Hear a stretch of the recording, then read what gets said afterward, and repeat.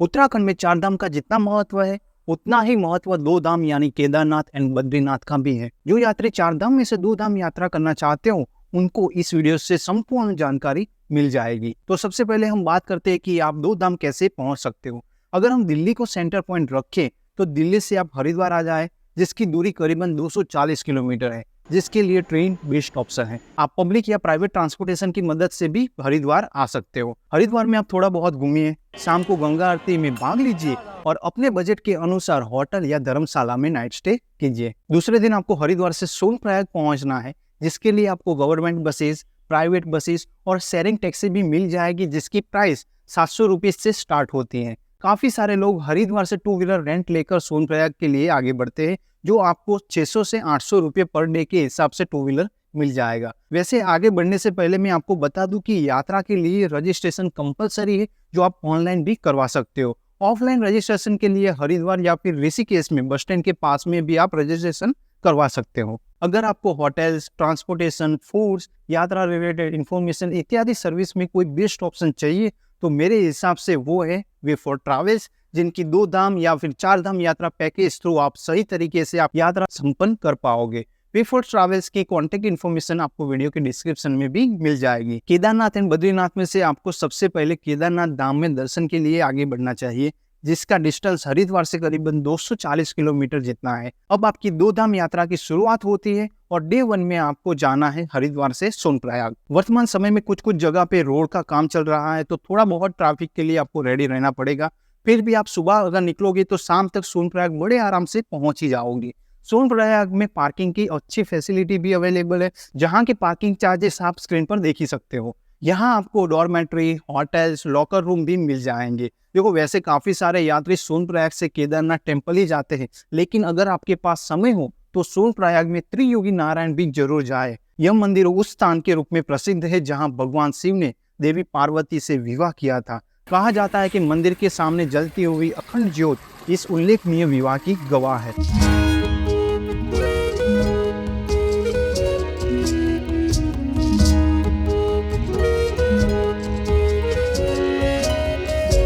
Day 2 में early morning 4-5 बजे आप सोनप्रयाग से गौरीकुंड के लिए निकल जाए। वैसे यात्रा की शुरुआत सुबह 5 बजे से स्टार्ट होती है, जो दोपहर के 1:30 बजे तक आप यात्रा के लिए जा सकते हो। बाद में आपको केदारनाथ ट्रैकिंग के लिए आगे जाने नहीं दिया जाएगा। सोनप्रयाग से गौरीकुंड के लिए शेयरिंग टैक्सी भी चलती है, जिसका किराया 50 रुपये पर पर्सन लिया जाता है। गौरीकुंड पहुंचने के बाद सबसे पहले आप गौरी माता मंदिर में दर्शन कीजिए, वहां तब तक उनमें स्नान कीजिए। ऐसा माना जाता है कि मां पार्वती ने भगवान शिव को अपने पति के रूप में पाने के लिए यहाँ लंबे समय तक तपस्या की थी, और यह क्षेत्र भगवान गणेश द्वारा हाथी का सिर प्राप्त करने की कथा से भी जुड़ा हुआ है। बाद में आप ट्रैकिंग की शुरुआत कर सकते हो। वैसे बताया जाता है कि यह 16 किलोमीटर की ट्रैकिंग है, लेकिन मेरे हिसाब से यह करीबन 22 किलोमीटर की ट्रैकिंग है, जिसमें आपको 8 से 10 घंटे जितना समय लग सकता है। अगर आप चलने में असमर्थ हो तो घोड़ा भी कर सकते हो, जिसकी वन साइड चार्ज करीबन 3500 रुपीज जितना होता है, और पिट्ठों का 5 से 6 हजार वन साइड का चार्ज हो सकता है, जो आपके वेट पर भी डिपेंड करता है। केदारनाथ मंदिर का यह ट्रैक काफी अच्छा है, जहां रास्ते में आपको पीने का नेचुरल पानी मिल जाएगा। बारिश से बचने के लिए रेन शेल्टर भी, मेडिसिन रिलीफ चेक पोस्ट भी अवेलेबल है।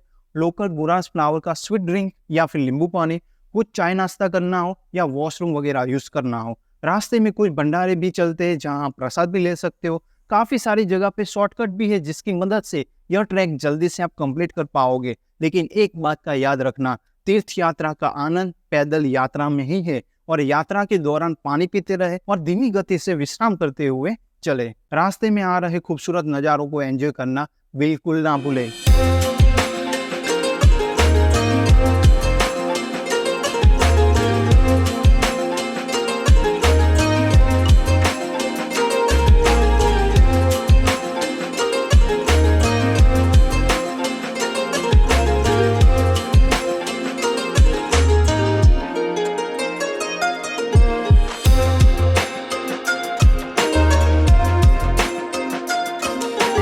यह है रामबारा, जहां 2 ब्रिज है और नीचे मंदाकिनी नदी बहती है। चोराबाड़ी ग्लेशियर से निकलकर यह मंदाकिनी नदी करीबन 81 किलोमीटर बाद रुद्रप्रयाग में अलकनंदा नदी के साथ मिल जाती है। अगर मुझे आपको ट्रैकिंग के लिए कोई सजेशन देना हो तो एक सजेशन यह है कि रामबारा तक आप कम से कम ब्रेक या रेस्ट कीजिए, क्योंकि खड़ी चढ़ाई तो रामबारा के बाद ही शुरू होती है, जिसमें आपको ज्यादा रिस्क भी लेना पड़ेगा और समय भी ज्यादा लगेगा। दूसरा एक सजेशन यह भी है कि यात्रा के कुछ हफ्ते पहले से ही एवरीडे आप 1 घंटे की वॉकिंग और ब्रीथिंग इंप्रूव करने के लिए योगा स्टार्ट कर दे, ताकि आप ट्रैकिंग बड़े आराम से कर पाओ और आपको कोई भी परेशानी भी ना हो। मैंने यह नोटिस किया है कि पहाड़ों में शाम के समय बारिश तो होती ही है और बारिश के बाद ठंड भी बढ़ जाती है। वैसे तो पहाड़ों में मौसम का कोई भरोसा नहीं, लेकिन आप बारिश और ठंड से बचने के लिए उस हिसाब से कपड़े अपने पास जरूर रखें।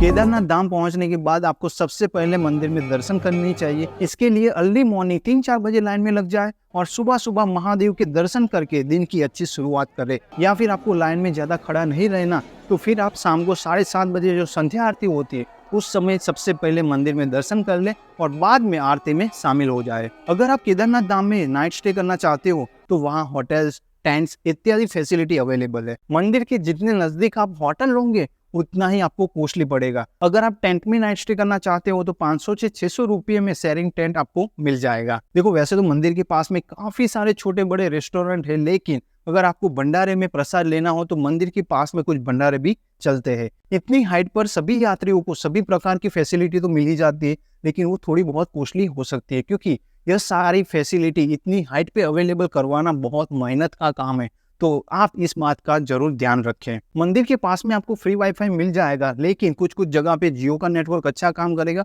तो कुछ जगह पे एयरटेल, लेकिन कुछ जगह स्पेशली ट्रैकिंग रूट में कोई भी नेटवर्क काम नहीं करेगा। इसलिए आप अपने पास इनफ कैश जरूर रखें। केदारनाथ मंदिर के पास में और भी कुछ ऐसी जगह है जो आपको जरूर विजिट करनी चाहिए। देखो मंदिर के पीछे आपको ये शिला दिख रही है।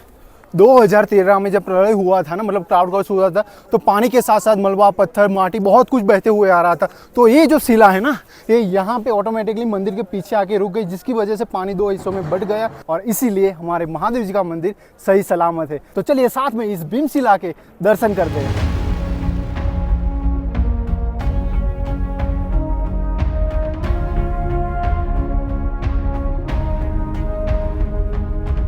महादेव जी के मंदिर के पीछे है भीमशिला और भीमशिला के पीछे है आदि गुरु शंकराचार्य जी का समाधि स्थल। वैसे मैं आपको बता दूं कि 8वीं शताब्दी में जगत गुरु शंकराचार्य जी ने ये जो मंदिर है महादेव जी का केदारनाथ, उनकी स्थापना की थी। तो हम वहाँ जाते हैं और दर्शन करते हैं।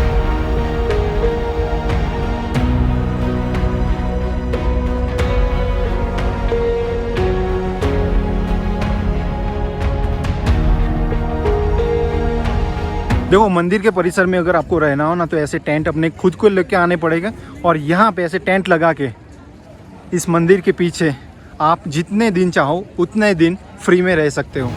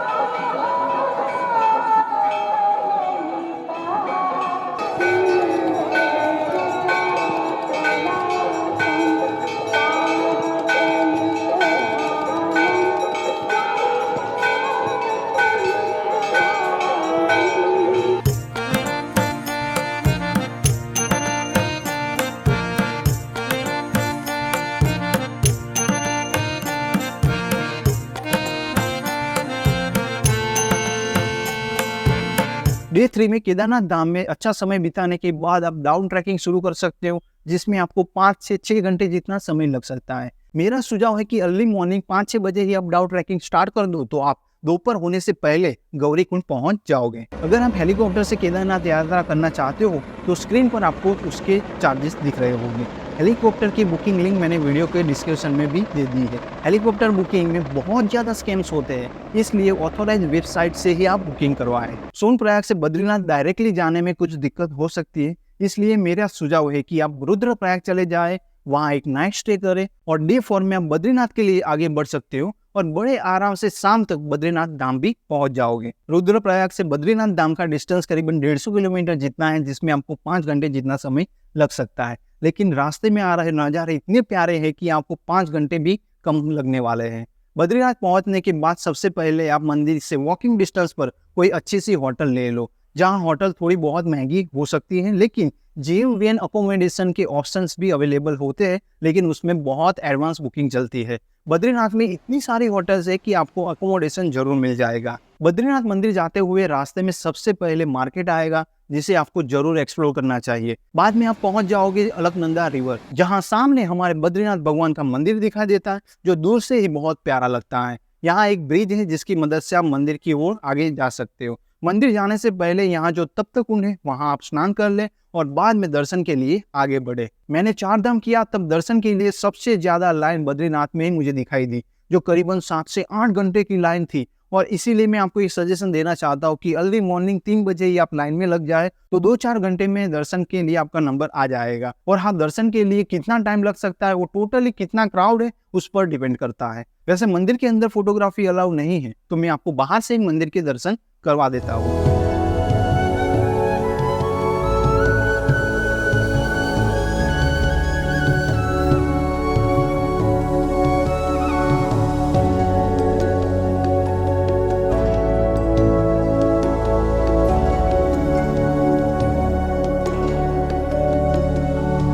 उत्तराखंड के चमोली डिस्ट्रिक्ट में गढ़वाल हिमालयन माउंटेन रेंज में नर नारायण पर्वत में से नारायण पर्वत पर स्थित है बद्रीनाथ भगवान का मंदिर, जो करीबन 3133 मीटर की हाइट पे है।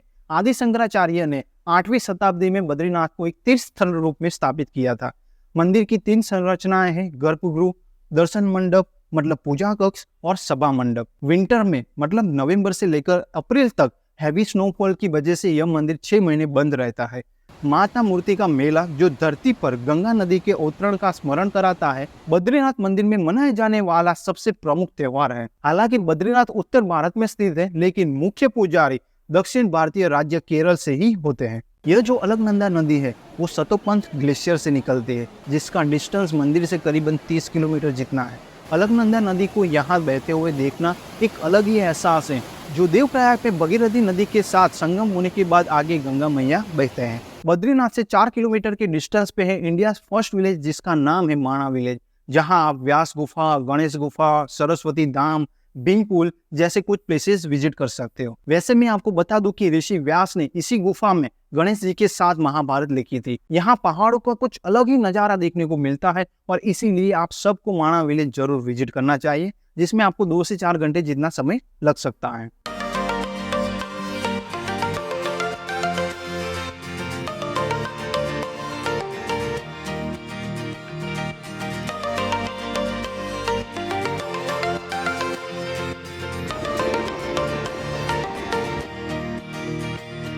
डे 6 में बद्रीनाथ से आप हरिद्वार के लिए आगे बढ़ सकते हो, जिसका डिस्टेंस करीबन 300 किलोमीटर जितना है, जिसमें आपको 8 से 10 घंटे जितना समय लग सकता है। बद्रीनाथ में सबसे अच्छी फैसिलिटी यह है कि यहाँ ISBT बन रहा है और यहाँ से आपको ऋषिकेश एंड हरिद्वार के लिए पब्लिक एंड प्राइवेट ट्रांसपोर्टेशन आसानी से मिल जाएगा। देखो, अगर आप 4 धाम यात्रा करो या फिर 2 धाम यात्रा, यह यात्रा इतनी आसान नहीं होती, लेकिन अगर आप अपनी यात्रा आसान बनाना चाहते हो और आपकी यात्रा सही तरीके से संपन्न हो, तो मैं आपको एक पैकेज जरूर सजेस्ट करना चाहूँगा, जिस कंपनी का नाम है वे फॉर ट्रैवल्स, जिनके साथ मैंने अपनी 4 धाम यात्रा सही तरीके से संपन्न की है। वे फॉर ट्रैवल्स की कॉन्टेक्ट इन्फॉर्मेशन आपको वीडियो के डिस्क्रिप्शन में भी मिल जाएगी। अगर आप 4 धाम या फिर 2 धाम यात्रा का प्लान बना रहे हो, तो एक बार वे फॉर ट्रैवल्स से इंक्वायरी करना बिल्कुल ना भूलें। तो चलिए मिलते हैं इसी के साथ हमारे एक और नए वीडियो में। तब तक अपना ख्याल रखें। Save nature, save water, take care, bye bye. Thank you for watching this video and do not forget to like, comment, share and subscribe to our channel.